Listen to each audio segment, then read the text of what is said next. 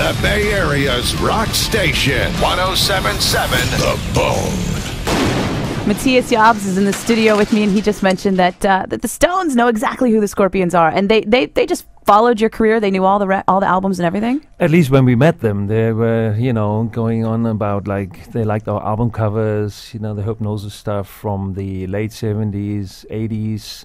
They knew everything about it. They knew the songs, especially Blackout I think it was their favorites, the cover and the music.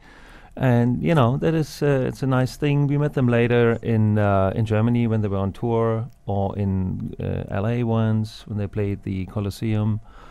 And it's nice to run into musicians. Everybody's busy, everybody's flying across the planet, but once in a while you have the opportunity to meet and actually spend some time. Usually it's like wave and hello and hi and bye, but if it happens that you spend some time together, it's always very nice.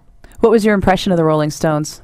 Oh, very nice people, very friendly, and you can tell they've seen it all, they've done it all, and they're very relaxed in what they're doing, and they're enjoying it, and it's great to see, backstage and on stage. It's cool.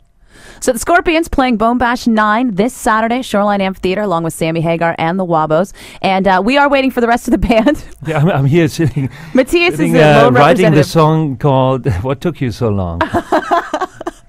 And we'll play it for them when they get here. Exactly.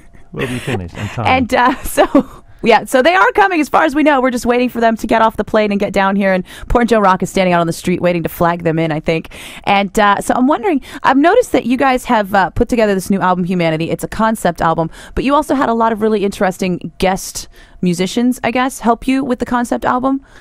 Yeah, like Billy Corgan, John Five. Yeah, John Five played in one song, and Billy Corgan was singing another. John Five, you hear in the opening song, Our One.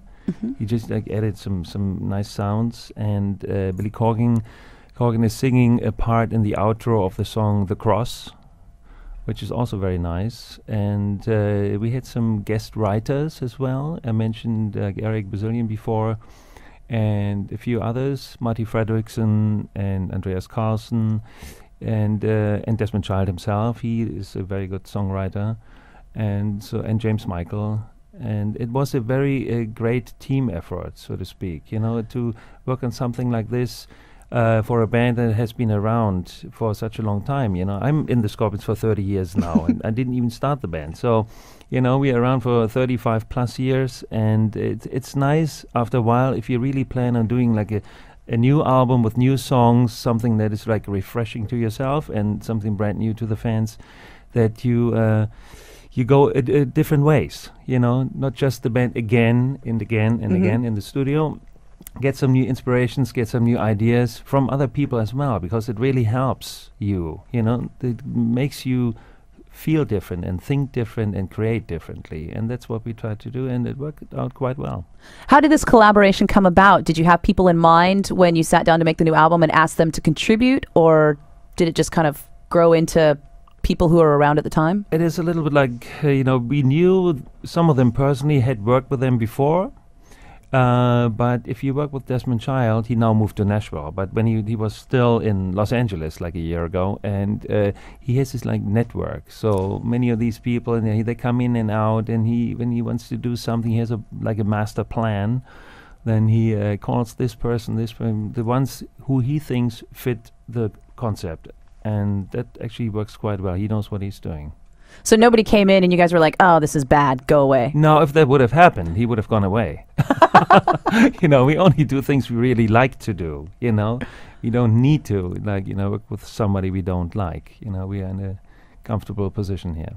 So you mentioned that the band has been around 35 plus years, and I'm just in reading it. You guys just finished in China, and you were one of the first rock bands to play behind the Iron Curtain when that was still up. I mean, you've played all over the world. Is there any place you haven't been that you want to go to? Of course, we have not played in Africa yet. Really? Believe it or not, we haven't been to Australia. So I know. Australia? For some reason, we played in New Caledonia 2 years ago. Nobody knows where that is. It's it's between Sydney and Hawaii. It's in the Silent Ocean. It's a group of islands. Very nice. But that was the closest.